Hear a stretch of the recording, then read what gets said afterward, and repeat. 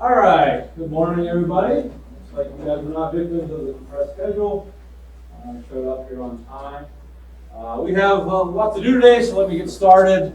First, I'm going to introduce myself. My name is John Miko. I am the Associate Dean and Chair of Undergraduate Business Programs. But first and foremost, I'm a teacher. I teach business statistics, NMIS, and management information systems. I'm looking around the room. I probably know, I'd say about half of you at this point, but we will get very familiar with each other since we have basically the whole year together. So I have been a teacher here for, this is my 14th year. Prior to that, St. Francis was very special to me. I graduated from here in 1992, which is forever ago. I lived in Lewis Hall for 4 years, which is a little medal for that, right? I was an RA for the last two. I played tennis here. I was a walk-on on our tennis team. We were awful, but I was pretty good for best of the bad luck. So I played tennis. I just had a great experience here. I met my wife here, proposed to her at the Fountain campus, married her in the chapel, and we made 5 kids together. So it's been a pretty good experience for me. So I'm happy to be here. I'm happy with what we do here. And this is my favorite class to teach. I've taught this class, I figured it out today. I've taught it 42 times in St. Francis. 42 times, which is a lot, right? So I kind of know the things that go well, and I know the things that don't go so well. And I've changed this course, I don't know how many times. It's morphed from, we used to use a software package called Minitab, to we used to do a lot of by hand. Now we use Excel primarily, so we're going to use a lot of Excel. So that's a skill set I really hope to build up over the next 30 weeks. So that's an introduction to me. You're going to introduce yourself, and I'm going to take attendance. You're going to give me your name, your major, your hometown, and then I know you hate this, but I make you do it. For an icebreaker, you have to give me some interesting piece of information about me. Okay, so I have some suggestions there. You can do whatever you like, but what would you do if you got $1 billion? Is there a particular brush with fame you'd like to share? Is there a superpower you'd like to have, or anything? Anything that you may want to share with the class. So, Daniel, thank you so much for sitting in the front row. You want to start us off? Well, my name is Daniel Wallace. My major is accounting and finance. I'm from Suffolk, Virginia, and if I had a superpower, it'd be super speed. All right. Very good. Welcome, Daniel. I'm Brandon Taylor. I'm the biggest management major from Montclair, New Jersey. If I had a superpower, I would want to fly. All right. A lot of superpowers so far. Very good. Welcome, Brandon. Sir? My name is Sean McCord. I'm from Madeline, New Jersey. I'm a marketing major. If I had $1 billion, I buy a jet. All right. You do a lot more than buy a jet, Sean. Welcome, Sean. Yes? Maya Wynn. I'm an accounting major from Baltimore, Maryland. I live with Beyonce. You've met Beyonce, or you just like Beyonce? That's good. Welcome, Maya. Brooklyn? I'm Brooklyn Summers. I'm an accounting finance major from Spring, Pennsylvania, and I love dancing here. And you give a lot of tours. I give a lot of How tours. many tours do you think you gave this summer? At least once every day. Yeah, probably over 100 for sure. Yeah. You're good, she's a very good tour guide, ambassador. Ms. Green. Laura Green, major accounting and finance, about 10. If I had a superpower, I'd be able to pick what I want from a restaurant menu. Oh, that was nice. Yeah, I pretty much have like 3 staples, you know, like buffalo chicken salad, a Reuben, which is, I know an old man sandwich. A good Reuben, you ever have a good Reuben? Awesome. Or like a burger, that's all I have. Miss? And Chelsea Falls, I'm a marketing major from Hollidaysburg, Pennsylvania. And if I could have a superpower, I'd want super strength. Super strength, all right. What would you do with it then? I'm not sure. Good to have. Miss? I'm Jen Montello. I'm a healthcare management major. I'm from Pittsburgh, PA. And then I guess if I had $1 million, I would want to move out west. What part, like Arizona? Wyoming.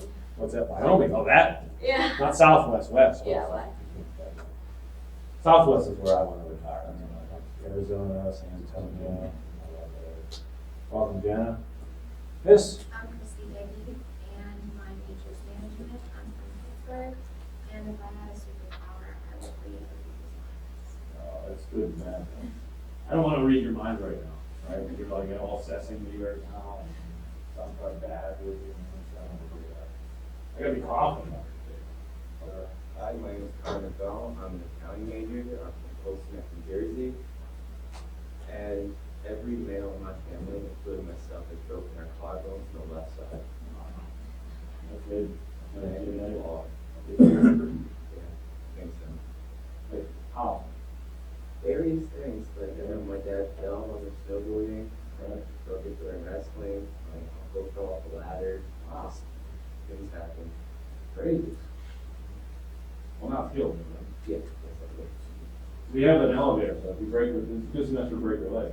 You're gonna break your leg. You got an elevator. Okay. Jason Simmons, I'm a business major, been super drug I've gone to Several times. Just, I love it. Good. All right, good. My name is Brad Dressler. I'm an accounting finance major. I'm from Missouri, and if I had a superpower, it would be fly through. Welcome back. Max? My name is Max Wilcox. I'm from Collegeville, Pennsylvania. If I had a superpower, it would be teleportation. Getting more quickly. Very good, Max. Mr. Myers? My name is Nick Myers, I'm an accounting major from Edinburgh, PA, and I like the Dallas Cowboys. All right, sorry. Myra? Here, actually. Here, I'm sorry. That's okay. Correct me every time. I will. Please. My name's Kira. I'm a finance and accounting major. I'm from Mulberry, Pennsylvania. And I taught my job for 25 years. For real? For real. Wow. I just have to hide every time. Okay. The other way would be more impressive. Lauren? My name is Lauren Williams. I'm a accounting and finance major as well. And I'm from Reno, Nevada. And I have never broken a bone or had stitches before. Me either. Welcome to the club. Katie? I'm Katie Lockwood, accounting management marketing major. I'm from Minden, I had a $1 million Come in. You gotta get more thought here. Doing the other thing. Yes?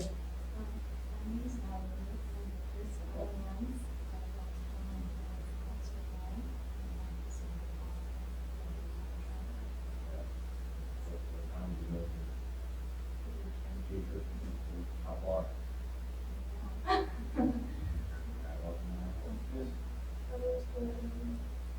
an accounting major. I think work there. And if I had $1 million, I'd probably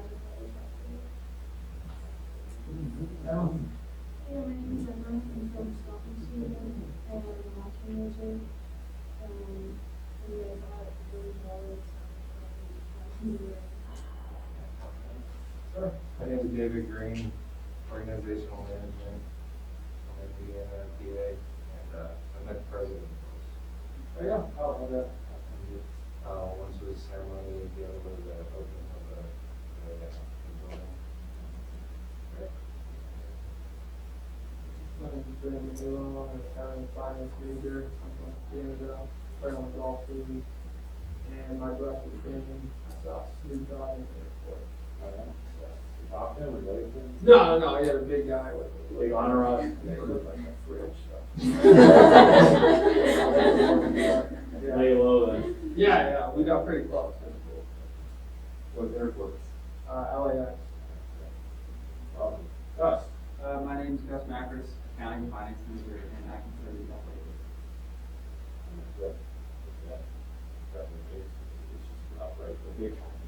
Okay. Be a man? No, I'm terrible. My name is Rob Luciano. I'm a finance major with a minor in accounting. I'm from Altoona, PA, and I left France, Nice, France, with money to attack. So did, Sister Alexis. Yeah, All right, well, that's why you left together. yeah. She said the same thing this morning, Yeah. so. All right, well, I'm glad neither of you were hurt. Nee. My name is Lee Lardy. I'm from Northern Virginia, marketing major, and I have $1 billion out of the Okay. All right. Desiree. That's it. Okay, thank you. Very nice meeting you all. So we're going to go through the syllabus, and I'm going to go through not the whole syllabus, but what I think are important aspects. And I don't pass out paper copies. It's available online, and you can download it or do whatever you like with it. But that's my name. My office is in the corner back here. I have the most magnificent office on campus, 5 windows, beautiful view. Easy playing Pandora, so I'll see me sometimes. There is my office phone, and first year ever, I'm putting my cell phone on my syllabus, so we'll see how that works. But I found that that's really more convenient to try to find me if there's some emergency. You can certainly text me if you like. That's my email, that's my Twitter, that's the course website, and my office hours. But generally speaking, I'm here, right? I get here about 7 a.m. and I leave usually about 4:30. So I'll probably either be in Schwab or somewhere on campus. So if you need assistance, my office hours are available to you, but that's not a limiting factor, okay? So please, if you need assistance, reach out. Speaking of assistance, this is the standard boilerplate information on assistance and accommodations at St. Francis. Our course, okay? So I guess the interesting thing is this is the first of 2 courses. If you're a business major, most of you work, marketing, finance, you're required to take STAT301 and STAT302. So I get the pleasure of being with you guys for like 30 weeks, which is awesome, right? So we get to really do a lot. This course focuses on, you'll learn today, it's going to focus on descriptive statistics. STAT302, which is in the spring, focuses on inferential statistics. We use Excel a great deal in this course. So I'm going to ask you to start bringing your laptops every class session beginning Thursday, because we're going to break them out on Thursday and utilize them. It says the prerequisite is finite math, but it's not. It doesn't matter if you have finite math or not. We will go with whatever you have. There's my bio. You can read that at your leisure. A whole bunch of things, outcomes, things that I would like you to be able to do after this class. Here's how we get there. The first thing, and I guess maybe the most important under required materials, is this is the book. Okay? It is BStat Squared, BStat 2. It is a magazine book, okay? Which means the text for STAT301, 302 used to cost $245. And I was frustrated with that because, well, it's ridiculous. And also because students would not acquire the text because it's $245. So I looked very hard and I found what's called a magazine text, which means they pick out some of the content, put some of the content online, and the professor has to add a lot of the value, and that's what I can do. So this is our text, and what's nice about this text is you can, I don't know what the bookstore charges for it. Anyone know, you buy from the bookstore, maybe $75, $85. But you can probably find it on the secondary market a lot cheaper. I'm talking maybe like, anyone buy it in the secondary market? What do you get for that? $10. Wow. You're a good shop, okay?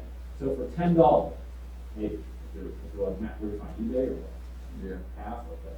So anyway, the great thing about this text is I want you to get it, and it's for 301 and 302. So basically, you're paying $5 a semester for the course, right? So please get the text. This is a course where we utilize the text. I assign homework from the text every night, right? So please get the text, including tonight. We'll assign homework for it. There's no reason at those kind of rates to not have the text in your possession. Jenna, right? Do you have to have like Connect access? You do not have the need the Connect access.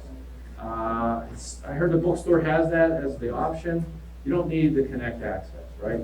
If I was teaching this class online, that would be a requirement. But I'm not teaching it online, so you don't need the Connect access. You just need the text, right? That's all you need, right? Any other questions? Good question. Yes, sir, Brandon. Student athlete, the old edition, should we just get the new one? Yeah, I mean, you know, business statistics hasn't changed a great deal, but, you know, like the problems every year. You know what I mean, like, I'm telling you 4, and it might be in there, but it might be 8 in your book, you know? So, you do whatever you want to do with that, okay? The other thing that you need, which you all have because you're a St. Francis student, is you need access to Excel 2013 or higher. I think if you have the new laptop, like he has here, these look nice actually, by the way. I think they come loaded with Excel 2016. Does anyone know that for sure? Okay, and I think the older ones have 2013. I'm not sure I'm going to play that. What I did in previous years when there was like, who has the old laptop? Looks like Nick does, anyone else? They probably just have 2013 on. What I might ask you guys to do, so we're all on the same platform, is go over to the laptop help desk and I'll upgrade you to 2016. I'll contact Nick over there and see if we can do that problem. Okay, so we're all on the same platform. We might not use the new software, right? So we're going to use Excel 2016 throughout this course. I think I mentioned when I first started teaching this, we did a lot of things by hand, and then I kind of worked into using Minitab, and then I said, well, why am I using Minitab when after you leave here, most of you have Excel on your desktop. I talked to a lot of our recent grads, 1 year, 3 years, 5 years out. They spend the whole day in Excel. How many hours do you spend in Excel a day? 8 to 12, things like that. I'm talking marketing major, finance majors, accounting majors. So any skills you can build with Excel, I think will serve you well beyond here. So we're going to do this stuff with Excel. Okay? So that's going to be our main tool. I do want you to have a calculator, okay, and not your phone. A calculator. It could be the financial calculator that Dr. Keeley uses for Finance 202. It can be any damn calculator as long as it has like root capabilities, right? You can't get like the one that comes with your Happy Meal that has like M&M buttons. That's not. It has to have like some scientific functionality, right? Be able to do roots and things like that. Okay. So that's the required material. Any questions on that? So acquire the text ASAP, right? Because we have homework from it tonight. Homework and projects. So how do I assess you? Well, a couple things. I used to not care about homework. I said, I'll give you homework, but it's for your own good. Don't do it if you don't want to. Do it if you do. And I found that students didn't do their homework because there was no threat of it being checked or turned in or anything like that. Some didn't have the self-discipline to do it. And then what would happen is we'd have an exam, and because they weren't keeping up with the work, it would steamroll them. It was bad for them. It was bad for me. So what I do is I randomly check homework, right? So I'm going to give homework every day, every night, and you're not going to have to turn it in. But what I'll do is I'll spot check it randomly. And I'm not spot checking for is it correct, I'm spot checking for effort, right? You attempted to do the homework. If you did the homework or attempted to do the homework, you get a 5 out of 5. If you didn't do the homework, you get a 0 out of 5. You feel shame. It's an awkward moment between you and I. There's no respect for you. All those things happen, right? So do your homework. Get a 5 out of 5. Also, I'll ask from time to time for you to put homework on the board before class.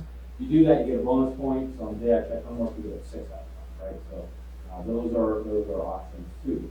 We also, like I said, we're going to use Excel a lot in this class. So a lot of these little projects are Excel projects. So I'm going to test Excel in class, but I can't test Excel. I can't give you many problems in class with Excel because, well, just because it takes a lot of time.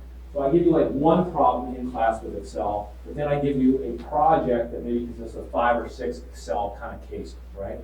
And I'll give you like a week advance notice for those types of usually it's even longer. But you'll do those outside of class and hand those in, and that's part of your grade. So we have homework checks, we have projects.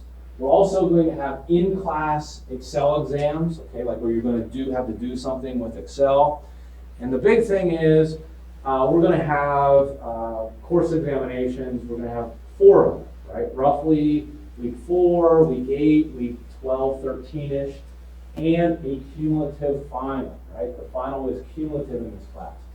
Math, statistics typically builds upon itself, so cumulative doesn't mean that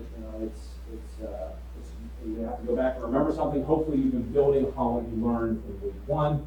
The final exam, which is, I know, a long time, is Wednesday, December 7th. That's Pearl Harbor Day.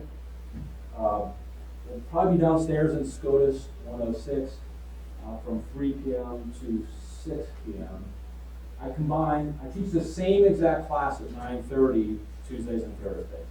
So I bring you guys all together for the final, which is like 65, and we do it in one place, right? So I combine the final. Speaking of that, if for some reason you have to miss the 11 o'clock class, if your bus is pulling out, you're an athlete, the bus is pulling out at 11 o'clock, you have a doctor's appointment, feel free to come to the 9:30 class, okay? Or you just want to get done earlier that day. That class has a little bit more students. There's 3 or 4 empty seats. Just let me know, hey, Dr. Mako, I'm coming to the 9:30 class today.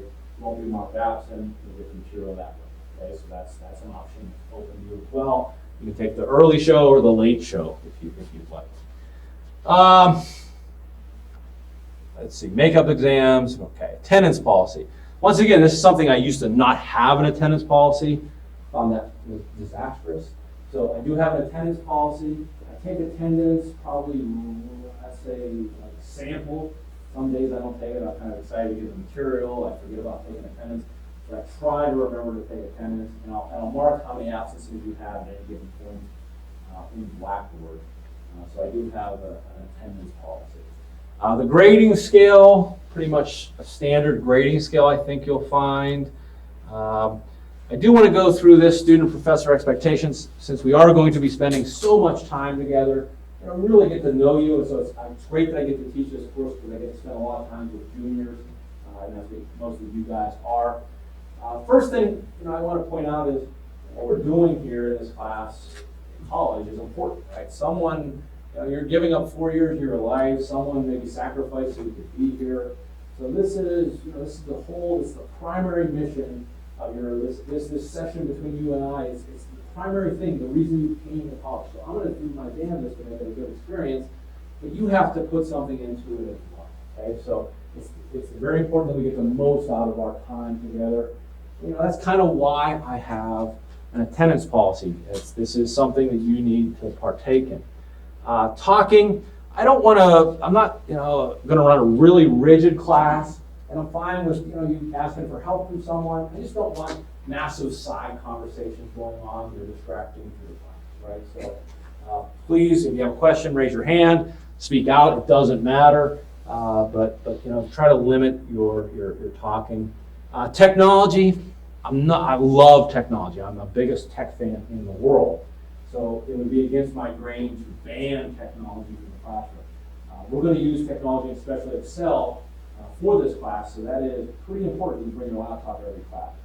I'm going to experiment a little bit with some mobile applications, like Pull Everywhere, if you've seen that. So bring your cell phones. Obviously use your cell phones for things we're going to do with class, but not for Pokemon Go. Okay, so I'm not going to ban technology from the classroom. Being alert in class is important. You can be here but not be present, right? You can be functionally absent if you just drag your body in here and lay it somewhere. So try to be alert. I used to have a stand-up desk in SCOTUS. I don't get one in Schwab yet, but I get one. Standing, there's a lot of research that says sitting is the new smoking, right? Our bodies are not meant to sit for most of the day, right? That's causing a lot of health problems later in life. So if you'd like to stand, if you like to stand, you may do that, right? If at any point you like to stand, it might be a little awkward sometimes, but if you get, say I just need a break, I'm tired of sitting, stand, don't stand. I'm fine with that. I'm cool with that. That's not a distraction to me. Let's see what else. Being prepared is important. Courtesy food.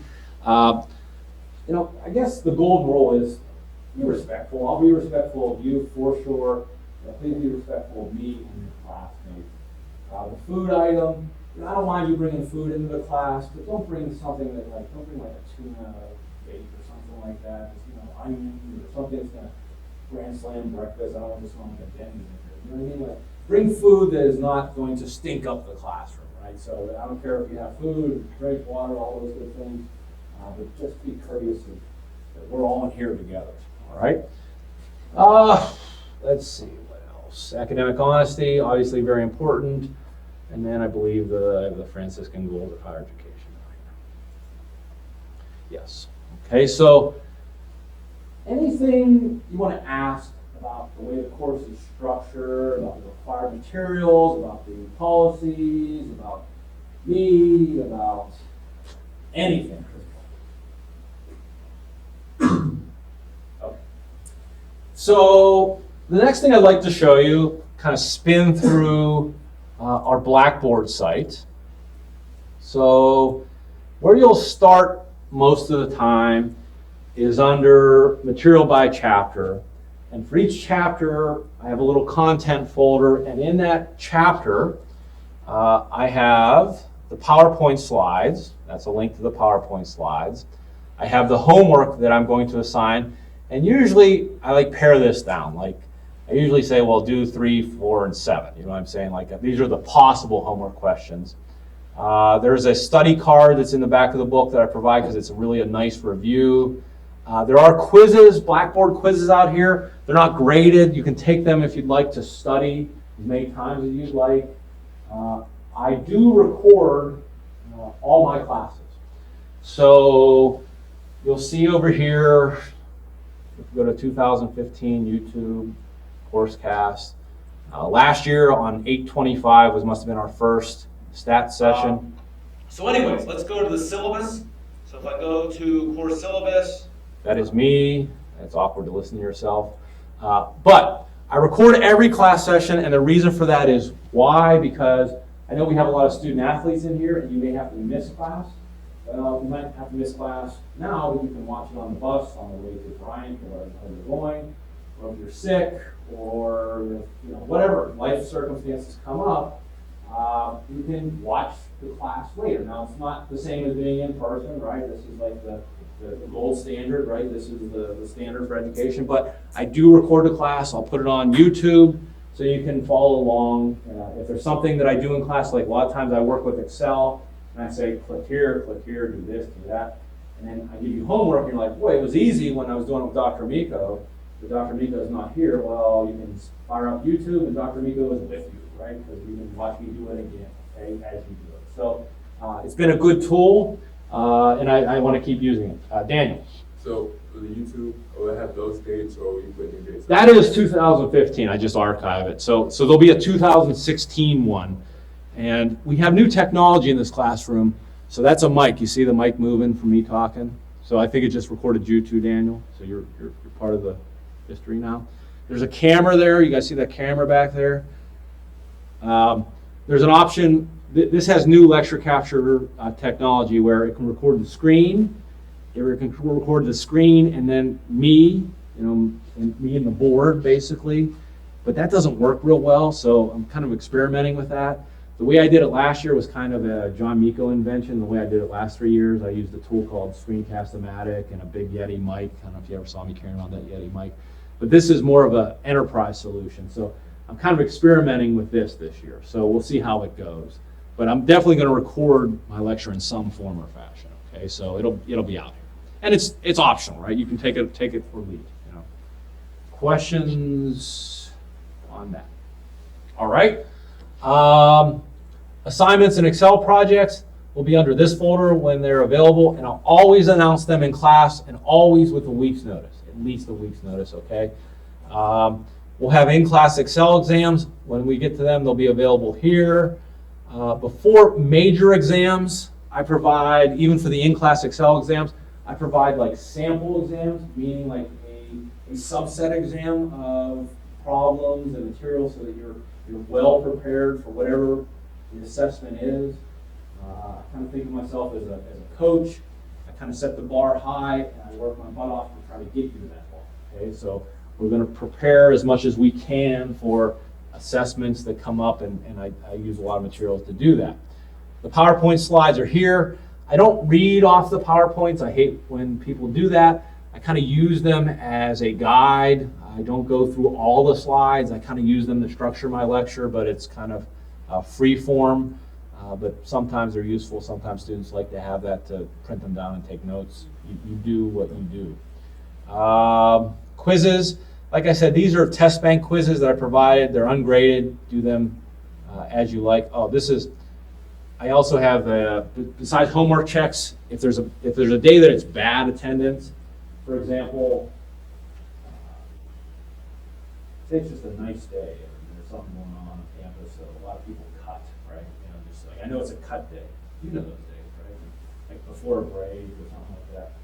I might give a quiz, but it's like a must be present to take quiz. You know what I'm saying? Like so, you must be present to win. You know, like you've been part of that. So it's kind of like me taking attendance and punishing people with on it. Okay, so there may be a few of those during the semester as well. Book Excel files. We're going to use Excel a lot. This is like the data that we'll use to analyze. Web exercises, I mentioned that our book is a magazine book. It doesn't have all of the homework problems. That's PDFs that have some of the other homework problems in Excel files. My grades, that's where your grades will be when we have grades. And then I use Blackboard Collaborate for like study sessions. You guys know what Blackboard Collaborate is? Kind of like called virtual classroom software. You ever done a WebEx or a Zoom or an Uber conference? It's a way for me and you know, all of us to connect online and have like a class session. So before a major exam, I'll be at home in my basement. You know, you'll be wherever the hell you're on campus, and we'll have like a review session. Okay, so we'll use technology. These are just, you know, like I said, this all is stuff that I've done in the past, and we'll see how this class works, right? We'll see how you guys react to different things, and we'll use whatever's best. So that's Blackboard. That's the syllabus.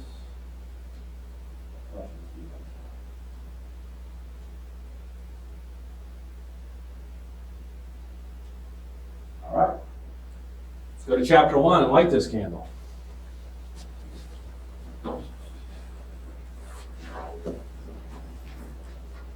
And I apologize. Well, not really.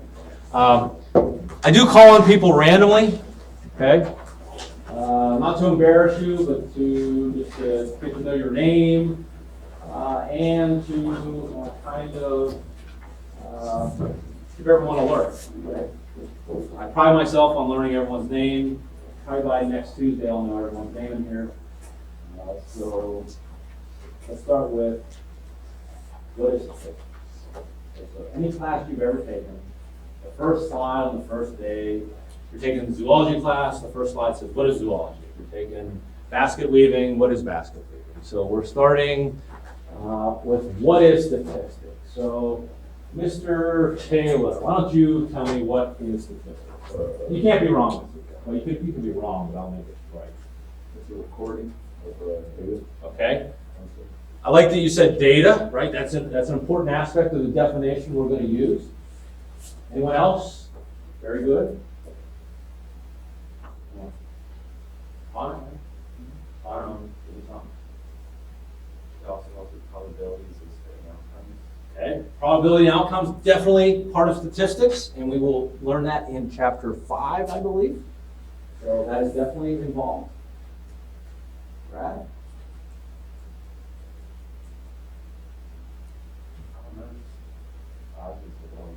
Probability, okay.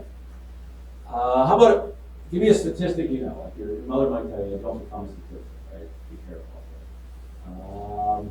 Give me a statistic that you know, that you use, that you understand. Give me a statistic that you, give me a statistic, period. Maya? Give me a statistic. You have statistics, Maya. You know your numbers. What are your statistics? Give me your basketball player, yes? Yes. Give me your statistics, Maya. One of them. Turnovers for a game. I don't know. Give me a statistic. Okay, field goal percentage. Right, very good. So, what is it, Maya? Do you know what your field goal percentage is?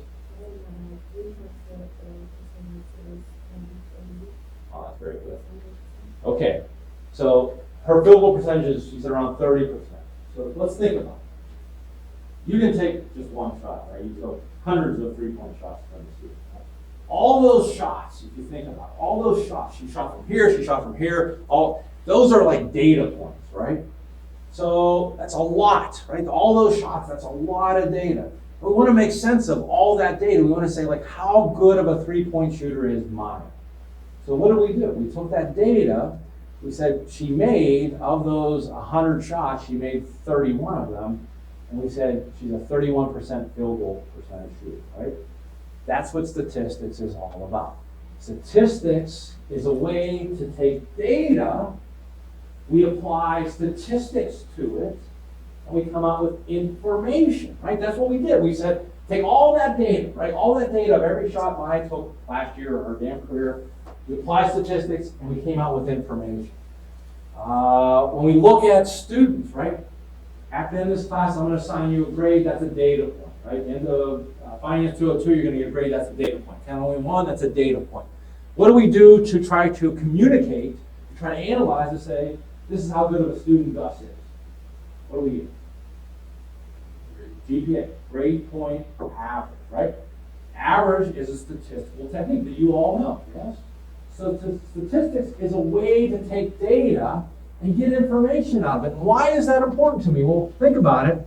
We take data, and then now we're generating data all the time. Your phone is tracking everywhere you go. You buy coffee down in Adamucci's, data. You register for a course, data. You look at something on Amazon. Don't even buy something. You look at something on Amazon. That's data. You creep on someone on Facebook, data. All that stuff. Everything you do is generating data. Everything you do is generating data. In statistics, what I'm going to teach you is statistics. It's a way to take all of that data and come up with information. Why do you think that is important in the business world? Why do we have this course in the business world? Why does every business major have to take this class? Why? Because once we have information, we have what? We have knowledge. We now know that Maya is a very good three-point shooter, and she might be better than player B. So we're going to start Maya if you need a three-pointer, right? Because if I have knowledge, you think about it, knowledge, Sir Francis Bacon said, knowledge is power, and in the business world, that allows me to make better decisions, better plans, organize, staff better, right? All those things. If I know that, hey, this is a market, it's a more affluent market, maybe I put my restaurant there, right? If I know this investment, I think has more risk than this investment, okay, then I'm going to put my investment in the less risky, right? Or maybe this has more potential capital. So statistics is a way, that's all it is. It's a way to take data, to get information, because information leads to knowledge, and knowledge is power. It allows us to make better decisions and manage better, make better decisions in the business world. So let's talk about statistical tools, okay? There are two major branches of statistics. And the first one is something you're probably most familiar with, because the first branch is known as descriptive statistics. Descriptive statistics is a way to describe data. So we talked about, Gus, every class you take leads to a grade. At the end of your 4 years here, you're putting a statistic on your resume, which is your GPA is 3.8, right? That's a number. Average is a numerical descriptive statistic. It is actually what we call a measure of central location. It tells us the middle, right? Numerical descriptive statistics. Other things are like range. You know, how long does it take you to walk the campus? Somewhere between 5 and 20 minutes. That's a range of 15. That's a measure of dispersion. Things like percentiles. Maybe Daniel's height is in the 99.5 percentile, right? He's taller than 99.5% of people on campus, okay? So that's a numerical descriptive statistic. We're going to learn how to do those, and some of those you already know. Some of those are really easy. So we can describe data with numbers. How else can we describe data? How else? I like graphs. Okay. Have you heard the saying, a picture is worth 1,000 words, right? So we can describe with a number, but we can also describe with a picture, or in the world of statistics, a graph. Okay, so we call that numerical or descriptive graphical statistics. So we can describe the data with a number, we can describe it as a graph. We're going to learn all kind of graphing techniques: pie charts, bar charts, line charts, histograms, scatter diagrams. We'll do some other things, some bubble charts. We'll learn some of these tools, right? To take this data and analyze it statistically so we can convey meaning to someone. And the third thing under here, kind of a hybrid between these two, is something known as tabular. What do you think tabular means? Tab. It's a table, right? So we can describe data with tables. We're going to work with pivot tables and the table tool in Excel, because it's another way to kind of summarize data. So descriptive statistics deals with methods of organizing, summarizing, presenting data in a convenient, informative way. So we're trying to present something to someone.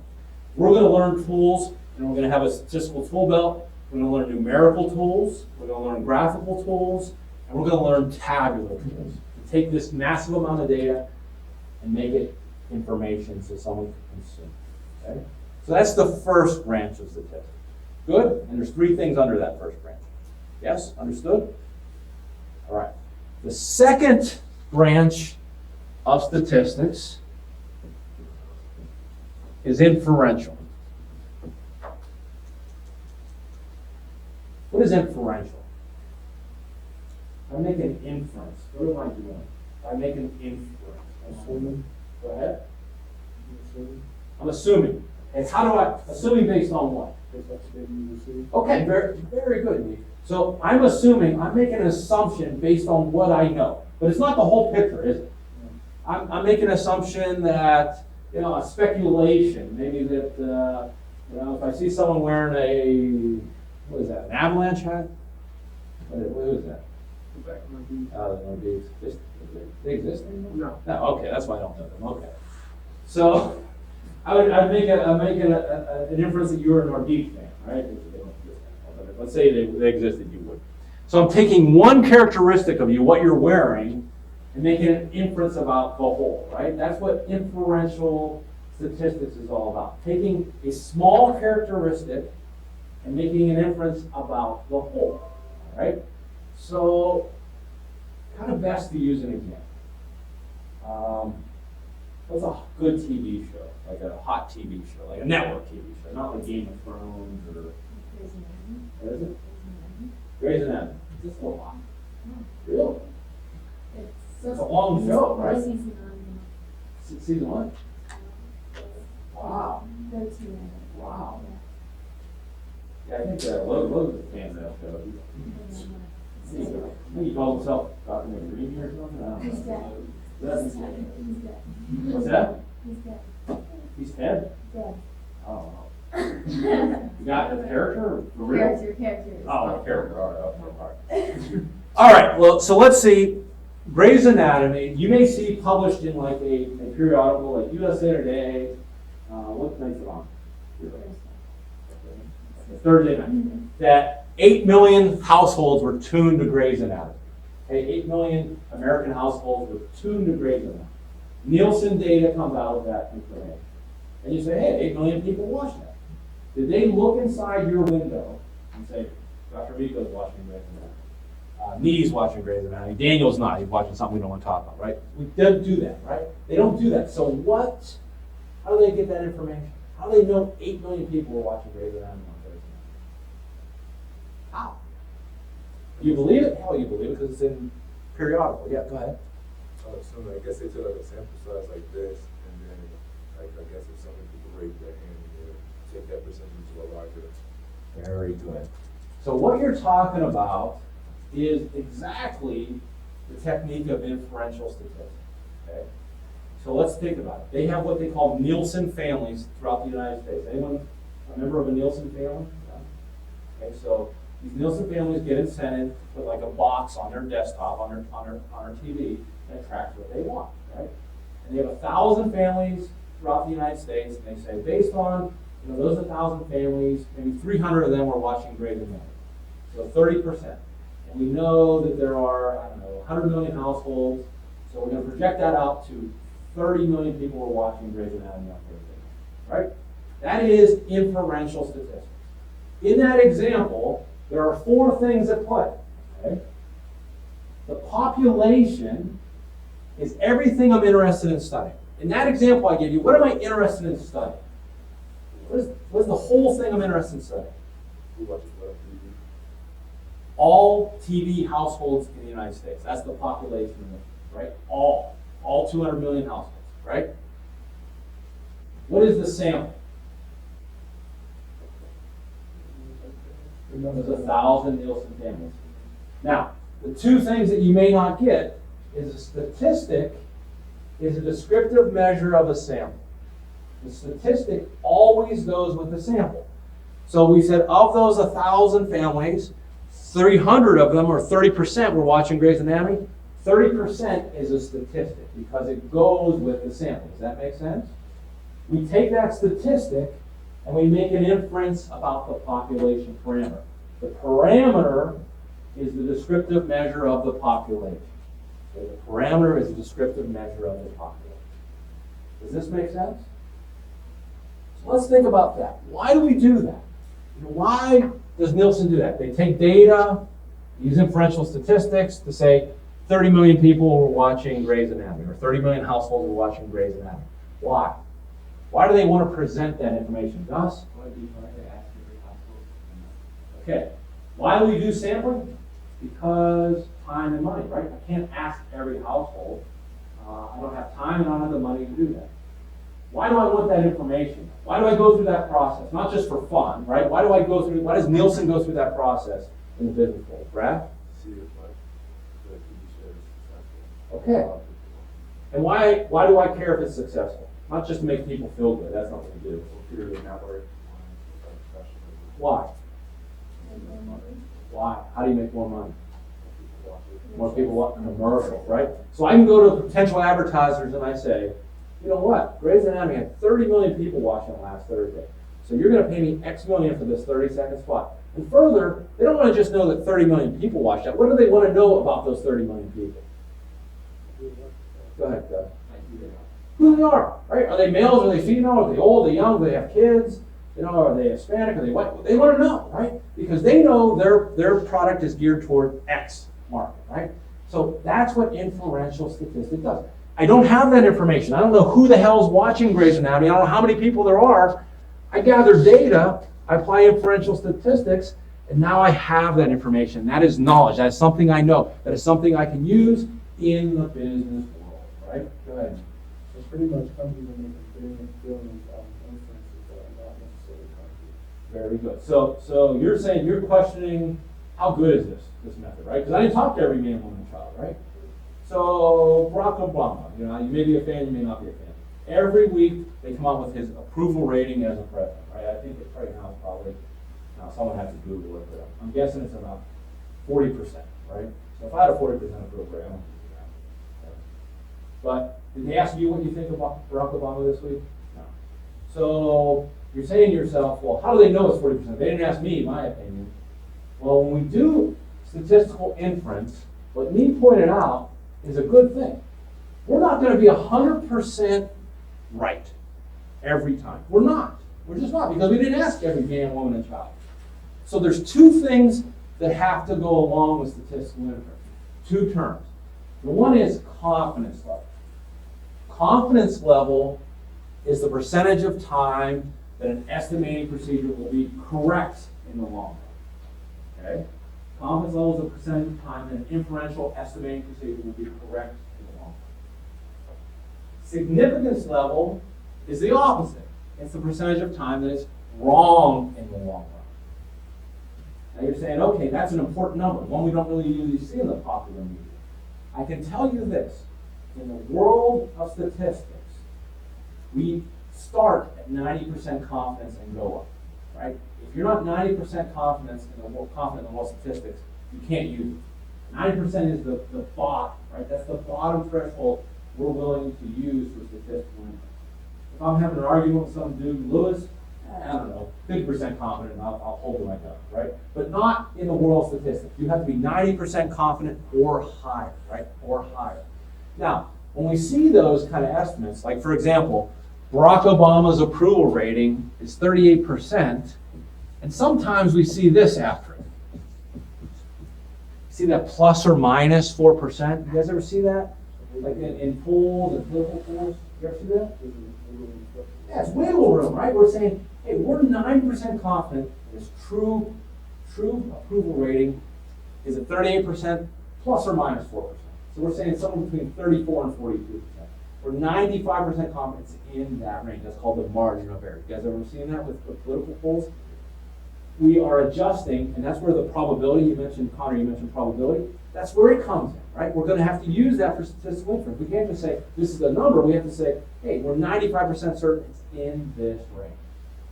And there's a good example of where statistical inference went wrong and affected America, the whole damn country of America, in the 2000 election. How old were you in 2000? January 4?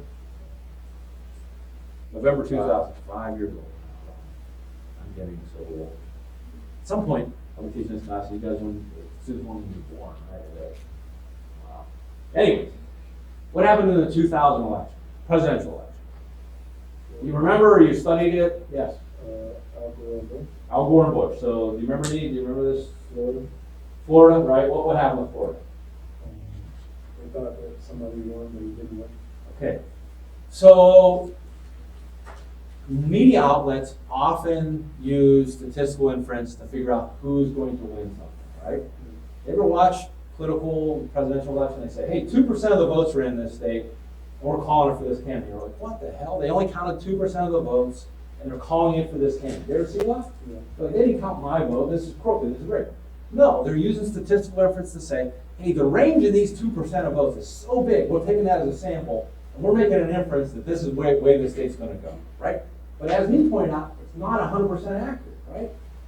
So what happened in that election was CBS said, hey, Gore won, and NBC said Gore won, and they all felt pressure to call it, even though the stats didn't support it. They weren't confident enough in it. And then they pulled back for Gore, and they said Bush, and then they said, hey, it's too close to call, and then we had the whole, counting the ballots thing.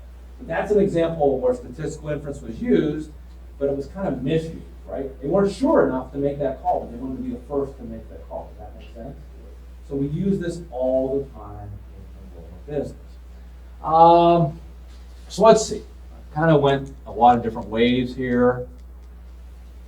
Okay, let's go to this slide because I don't know if you got this in your notes. Here's the definitions of those four things we're talking about. A population is the group of all items of interest to a stats practitioner. A sample is a set drawn from that. Something that's convenient to me because as Gus pointed out, I don't have the time or the money to talk to everyone in the population, so I'm going to take a sample. Hopefully that sample is random, and it isn't like a bias sample. If I use you guys as a sample of all St. Francis University students, I have issues. Why do I have issues with using you as a sample? And in here, why are you guys a problem? I want every walk of life. I want. You're all business majors. No freshmen in here, right? It's going to be a bias sample. Yes, it's going to be a bias sample. If I want a good sample, and these include all the diversity. So the other two terms that we learned, parameter is the descriptive measure of a population, And a statistic is a descriptive measure of a sample. So parameters go with populations, statistics go with samples. All right? Confidence levels, the percentage of time that it's right. Significance level, the percentage of time it's wrong. All right. I know you guys don't have your books, and we don't have a document camera installed here yet, so I'm going to read a question to you from the book. I need you to listen really closely. And we'll see if we get this concept. All right, so I'm gonna. This is number 3 on page 9 of your book. I'm gonna tweak it a little bit. Okay, a politician thinks she is going to get 55% of the vote. Okay, that's first sentence. A politician thinks she is going to get 55% of the vote. She is running for the office of mayor of a city with 25,000 registered voters.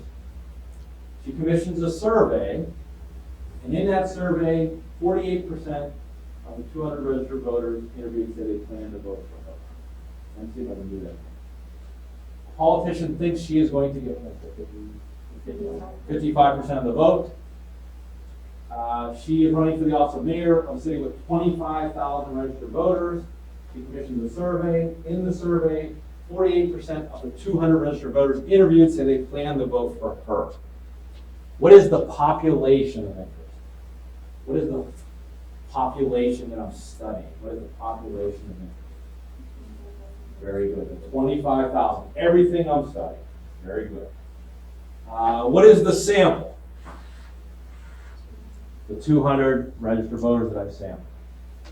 Is the value 48% a parameter or a statistic?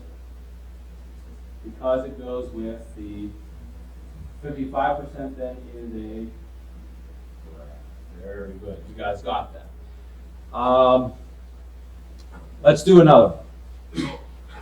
So let's say Dr. Miko Corporation produces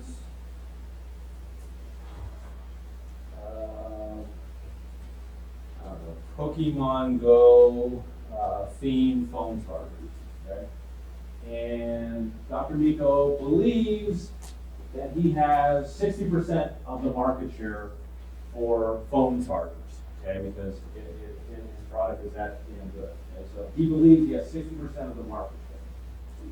He commissions a survey of 1,000 Pokemon Go players, and 400 have Dr. Miko's Pokemon Go themed phone charger. What is the population? What is the population? What is the population? What am I interested in studying?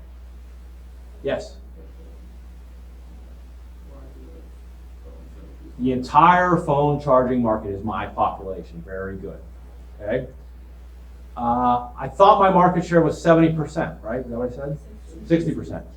Is 60% a statistic or a parameter? Parameter because it goes with the whole population. Very good. I took a sample, and I forgot I made this up, so I took a sample of 1,000. 1,000 is the sample, obviously, right? And 400 or 40%, so 40% is a very good. Okay. So, here's what I'd like you to do for homework on page 9 in your text for Thursday. And it's just conceptual. Pretty much doing what we just did right here. It's kind of, yeah, it's mostly similar. Yeah. So I would like you to do on page 9, number 2. We did number 3 already, and then we did that together. And 4, 6, and 7. Don't worry about it. So 2, 4, 6, and 7. And what's kind of nice, these are in the back of your book as well, but I scanned them in. But you'll see under Chapter 1, a Chapter 1 study card. So you may have taken great notes, or maybe just mental notes. But this is kind of a nice summary of what we just talked about. It has all the definitions, it has the key concepts, so it's a nice summary, to understand Chapter 1, which hopefully Chapter 1 is hard. So, any questions on that? All right. I have one other assignment for you. So, Your first kind of out-of-class assignment is under Assignments Excel Projects, and it's called The Joy of Stats. And it's a YouTube video on how stats is so important, okay, in our daily lives. We are generating tons and tons of data, and that's probably one of the most sought-after skill sets that people can analyze data now, because companies have all this data, they want to use it for competitive advantage, they want to analyze it, they want to use it for their best ability. So this is a video, it's a few years old, but it's called The Joy of Stats by a gentleman that's the narrator. His name's Hans Rosling, and he's very good. It's kind of a little eccentric. But here's what I'd like you to do. I'd like you to watch that video. It's a YouTube video, so you should have access to it. It's approximately an hour. I would like you to write in a Word document the following. Please summarize the theme and message of the video, The Joy of Stats, in one paragraph. Second paragraph, please describe one example in the video where the application of stats made data into information, like we talked about. What was the result of this application? What did they do with this data? Once they made the application. Please describe one area, either in your personal or professional life, in which the use of stats helped to inform a decision that was made. What was the data? What was its source? What type of technique was applied? Descriptive, graphical, numerical, tabular, inferential. And then this is, please detail your personal learning objective for the course. Upload that to this assignment in Blackboard. And work on that. Under Assignments, Excel Projects, at the very top it says The Joy of Stats. This is the video. Click on The Joy of Stats. When you have your Word document, you're going to click Browse My Computer. You're going to attach it. It's due Sunday night at midnight. So, Friday night, get a date, get some popcorn, and we're going to watch The Joy of Stats, right? Sounds like a good enough. Any questions on what we've done here today? Brandon? Probably won't, because some of you won't have your text. But yeah, I might. There's a probability, there's a chance, right? You're telling me there's a chance. Have a great day.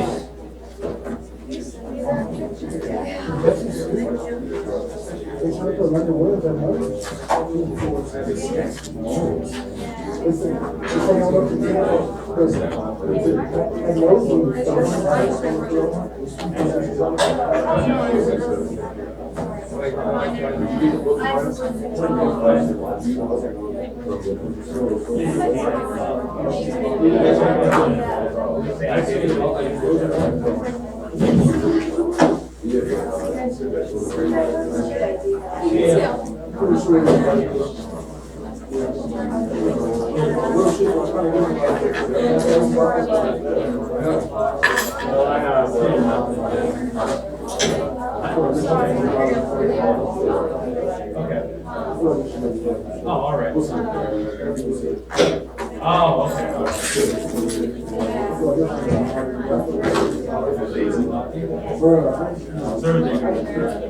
I'm not gonna keep myself.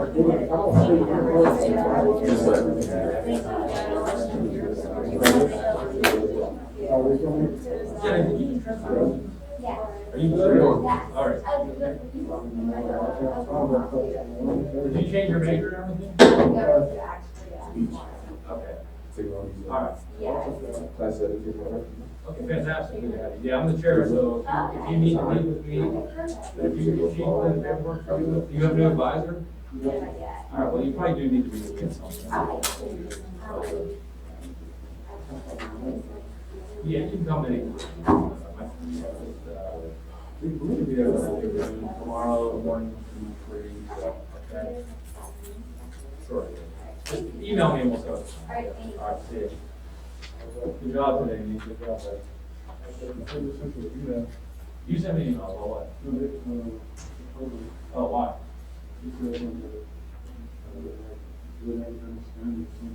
About you? Oh, okay. All right, okay. I'll check it out. All right. So you're in good academic standing. Oh, that's good to hear. Yeah, because you brought up with those summer classes.